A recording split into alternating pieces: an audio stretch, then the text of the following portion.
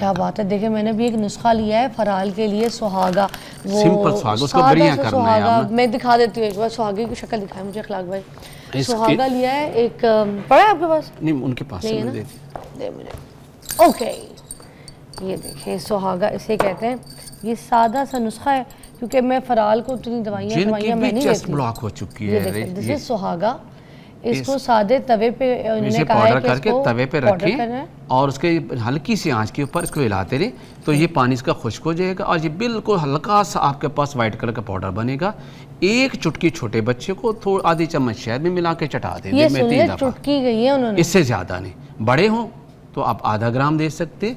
तो जितनी भी बलगम है, रेश है जो जम चुका है, वो आराम से पतला होकर इजीली डिस्चार्ज 3 टाइम दें और बिल्कुल क्लियर हो जाएगा। टेस्ट में कड़वा शड़वा तो नहीं है? कुछ टेस्टलेस है। अच्छा, हम इसको हफ्ता इस्तेमाल करवा सकते, इसका कोई इवन के दमे तक का ये ठीक है जिनको बलगम की वजह से हो रहा है, यानी वाटरी ना हो, ये मैं बता रहा हूँ। जिनको जम चुकी है बलगम रेशा, उनको ये क्लियर करेगा। वाह, ये जरूर देखिए ये नुस्खा खुद मैंने अपने लिए भी लिया, बच्ची के लिए।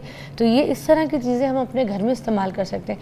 हम इन चीज़ों से दूर हो गए, इसलिए दवाइयों में घुस गए। और आपको पता है ये हर्ब्स है, हर्ब्स के ऊपर तो पूरी दुनिया जो है ना अब काम कर रही है, और पूरी दुनिया ने हर्ब्स के ऊपर जो है ना फोकस कर लिया। अब अपनी सेहत को अगर ठीक करना है आपने, तो दवाइयों से जितनी दूरी कर सकते हैं करें। वो मैंने देखा है कि कुछ लोग ऐसे हैं कि बुखार की गोली भी नहीं खाते। आप मुझे बताएं कि जब इसमें नज़ला ज़ुकाम खांसी होती है, उसमें एक फीवर बड़ा शिवरिंग वाला होता है, जी, उसके लिए क्या करें? उसके लिए चूंकि शिवरिंग हो क्यों रही है, पहला तो ये क्वेश्चन। बॉडी अपने टेम्परेचर को मेंटेन करना, हरारत पैदा करना चाहती है। आप कोई ऐसा दवा दें जो उसके बॉडी की टेम्परेचर को नॉर्मल पे ले आए, तो शिवरिंग ख़त्म हो जाता है, बुखार ख़त्म हो जाता है। उसके लिए एक तो चीज़ है, ये आपने लेनी है, इसे हमारी तिब की ज़बान में गौदंती कहते हैं। क्या? गौदंती कहते हैं। गौदंती, गौ मीन गाय और दांत मीन दांत। गाय के दांत जैसे बिल्कुल वाइट इन कलर ये है, तो इसको भी पाउडर करना है।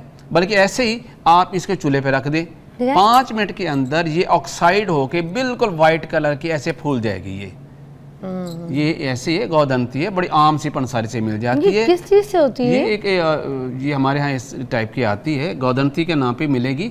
और आपने इससे इतना लेके चूल्हा जल रहे, आप उसके नीचे ऊपर रख दे, तो ये 5 से 10 मिनट के अंदर ऑक्साइड हो जाती है और इजीली पाउडर हो जाती है। ये गौदंती है, जैसे फिटकरी हो जाती है, जैसे ये हो जाती है। ये फूलेगी नहीं, ये ऑक्साइड वैसे हो जाएगी, यानी वाइट हो जाएगी। अब जैसे आपको ये कलर है, वो बिल्कुल वाइट जैसे पाउडर होता है, वाइट ऐसे हो जाएगी।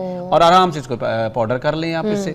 इसको हमारी ज़बान में बुखार उतारने की दवा कहते हैं। बुखार उतारने की दवा? जी, बुखार उतारने की दवा। एक तो ये लेना, गौदंती इज गौदंती जी। और 3 चीज़ें और इसमें करनी है आपने। एक तो लेना है पुदीना सूखा, जी, दूसरा लेना है अजवाइन देसी, और तीसरा लेना है तेज़पात। आप ये, और चौथी ये गौदंती का मैंने ऑक्साइड कर लिया। चारों चीज़ें बराबर वजन में लेके पाउडर कर लीजिए, और चाय वाली आधी चम्मच सुबह दोपहर शाम लें। एक दिन के अंदर कितना भी बुखार हो रहा हो सर्दी का, ये ज़हन में रखिएगा। सर्दी का बुखार, शिवरिंग हो रही है, बार बार कपड़ा लिया जा रहा है, रज़ाइयाँ लिए जा रहे हैं, शिवरिंग ख़त्म नहीं हो रही, एक खुराक खाने के आधे घंटे बाद बुखार उतर जाता है और शिवरिंग ख़त्म हो जाती है। इतना अच्छा ही है। बिल्कुल। मगर सर्दी का बुखार आपने कहा, इसमें ऐसा क्या फर्क है? जो सर्दी वाला बुखार, सर्दी के बुखार में शिवरिंग होगी, आम बुखार में हम नहीं, आम में नहीं आएगा, उसमें शिवरिंग है ही नहीं। आपने शिवरिंग जो बुखार है उसके अंदर आपने इसको देना है। और लास्ट में हम आपको एक ऐसा फार्मूला बताते हैं जो हमारे अक्सर बुजुर्ग जो हैं, जैसे सर्दी आती है उन बेचारों के जोड़ों का दर्द स्टार्ट हो जाता है। जरा सी ठंडी हवा लगी उनके जोड़ों का दर्द स्टार्ट हो गया। किसी को हड्डी में कोई चोट लगी होती है, सर्दी आएगी तो उनको फिर जोड़ों में दर्द होना शुरू हो जाएगा। और उसके लिए एक बड़ा बेहतरीन कम्बिनेशन है कि आप घर में बना के रखिए। सुबह शाम आधी आधी चम्मच पानी के साथ नीम गर्म पानी से लीजिए, तो इंशाल्लाह सर्दी के वजह से जो जोड़ों में दर्द होता है वो ख़त्म हो जाएगा। अच्छा। शर्त क्या बता रहा हूँ, सर्दी की वजह से ये बहुत ज़रूरी है। और उसमें क्या है, आपने लेना है ये सौंठ, जिसे हमने अदरक खुश्क किया हुआ है। दूसरे नंबर पे लेना है ये सरंजान, ये इसी नाम पे मिलती है, सरंजान शीरी। और इसकी शक्ल ऐसे ही होती है जैसे कि आपके जोड़, यानी टखने की शक्ल। ये देखिए, अरवी छोटी छोटी नहीं, टखना आप देख नहीं रहे, जैसे आपका ये बिल्कुल वैसे, ये देखिए, ये बिल्कुल ऐसे ही अल्लाह ताला ने इसकी शेप ही ऐसी बनाई है। ये टखने की शक्ल में आपके घुटने के जो जोड़ है बिल्कुल वैसे ही शक्ल इसकी बनी। इसको सरंजान कहते हैं। और इसकी एक किस्म होती है, इसको सरंजान शीरी कहते हैं। इसको क्या कहते हैं? सरंजान शीरी, कौची कम भी इसको कहते हैं। इसका इस्तेमाल। और तीसरा इसके अंदर आपके पास है असगंध नगौरी, Okay. और चौथी चीज इसके अंदर है काली मिर्च। Okay. चारों चीजों को Okay. बराबर वजन में पाउडर करके रख लीजिए। चाय वाली आधी चम्मच नीम गर्म पानी से सुबह शाम लें। Okay. यानी आपने अच्छा। हरड़ का छिलका लिया, भेड़ा का छिलका लिया, आंवले का छिलका लिया, काली हरड़ ले ली, अच्छा। और कश्मीर यानी धनिया खुश्क ले लिया। हाँ। ये आपके पास 5 चीजें आ गई। 5 चीजों का पाउडर कर लिया। अगर सपोज ये 50 ग्राम पाउडर चारों का पांचों का मिक्स कर लिया तो 150 ग्राम इसमें शहद डाल लें। और अगर पेशेंट को शुगर हो फिर तो आप सिंपल यही पाउडर ले ले, आपको शहद डालने की जरूरत नहीं है। इफेक्टिव इंग्रेडिएंट्स तो ये हैं। वो बच्चे जो नहीं है थोड़ा सा टेस्ट लेने चाहिए तो आप उसमें शहद डाल लें, और जो डायबिटिक हैं वो सिंपल यही पाउडर करके रख लें। आधी चम्मच सुबह, आधी चम्मच शाम खाएं, और ऐसे मैजिक रिजल्ट मिलेंगे। हैरान रह जाएंगे जिन बेचारों के बाल सफेद हो चुके हैं ऐसे नज़ले की वजह से कि छींकें आके, वो भी ठीक हो जाती है इससे। अच्छा साग साहब, ये जो नज़ला गले में गिरने की वजह से ना लोगों के बाल सफ़ेद हो जाते हैं, उसका क्या इलाज है? उसकी यही तो बता रहा हूँ, गले में क्यों गिरते हैं। ऐसे लोगों के नाक के अंदर पोलिप्स बन चुके होते हैं जिसके ये बेचारे बार बार ऑपरेट करवा रहे होते हैं। इनको अगर यही फार्मूला जो मैंने अतरीफ अली कशनीज़ी बताया है, जिसमें हरड़, बेहड़ा, आंवला, काली हरड़ और धनिया खुश्क, चारों पांचों चीज़ों का पाउडर करके आधी आधी चम्मच सुबह शाम लें, तो बगैर ऑपरेशन के नेज़ल पोलिप्स ठीक हो जाते हैं, नाक में बने हुए गदूद ठीक हो जाते हैं।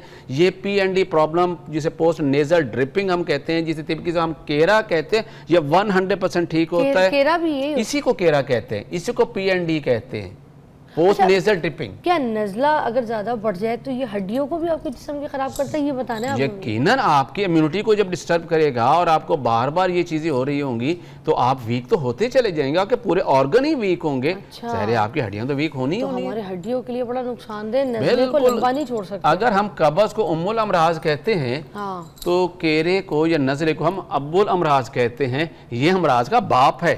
कब्ज़ अगर अम्मुल अबराज, अब्बुल अमराज, अगर कब्ज़ को हम उम्मुल अमराज कहा कि अमराज की माँ है, तो नज़ला जो है वो अमराज का बाप है। अच्छा। उससे बहुत सारी प्रॉब्लम्स आगे चलेंगी आपको। सिर नज़ला हुआ, फिर खांसी हुआ, फिर दमा हुआ, फिर केरा हुआ, फिर नेज़ल पोलिप्स बन गई, और आप इसके अजीब प्रॉब्लम के शिकार होते चले जाएंगे। अर्ली स्टेज पे इसको डायग्नोज कीजिए, इसकी तशखीस कीजिए किस टाइप का है। जैसे मैंने आपको वजाहत बता दी है, उसके मुताबिक सिंपल से हर्ब यूज़ करें और आप क्रॉनिक प्रॉब्लम में नहीं जाते, वहीं पे क्लियर हो जाता है। चीचा वतनी से कॉल है। यास्मीन, क्या सीन? यास्मीन, हाय यास्मीन। यास्मीन, यास्मीन की कॉल। वालेकुम सलाम, कैसी है यास्मीन जी?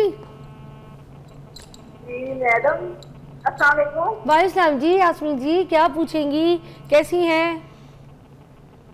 जी मैंने सवाल ये पूछना है, मेरे मियाँ सिगरेट पीने से उसको छाती से बलगम बहुत आती है। उनके मियाँ को सिगरेट पीने से छाती से बलगम बहुत आती है। पहले तो ये है कि आप उनकी जो है बलगम की बड़ी वजह जो बन रही है वो उनके यही है कि सिगरेट है।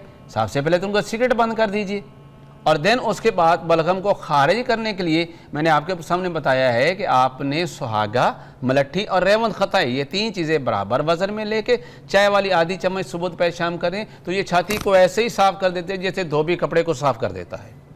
ऐसे आपकी छाती क्लियर हो जाती है और उसका कोई सांस की प्रॉब्लम नहीं रहती। मुकम्मल जैसे वहाँ से जो आपकी सांस की नाली में रेशा जमा हुआ था वो बाहर निकल गया, अब सांस लेना भी आसान है। और फर्दर जो बलगम पैदा हो रही है, उसके सांस की नालियों की इन्फ्लेमेशन को क्लियर किया और आपको दोबारा बलगम बनी ही नहीं है। बलगम तो एक रद्द अमल है जिस्म का, उस इरिटेशन को ख़त्म करने के लिए जो स्मोक अंदर जा रहा था, जो आपकी म्यूकस जो सांस की जो नाली के अंदर की जो लेयर है उसको इरिटेट कर रहा था, बलगम पैदा ही हुई थी कि उसको फर्दर डैमेज होने से बचाने के लिए। आप वो देना बंद करें, ये इसको क्योर कर देगा फार्मूला। वाह यास्मीन जी, ये ट्राई कीजिएगा। और आपके हस्बैंड की जो सिगरेट है वो वाकई कम करवाइए, वो बंद करना पड़ेगा, अदरवाइज जाके बहुत डेंजरस प्रॉब्लम पैदा करते हैं। आप उनको धमकी लगाए, मैं मैके चली जाऊंगी, आप मैके की धमकी लगाएं, वो सिगरेट छोड़ेंगे।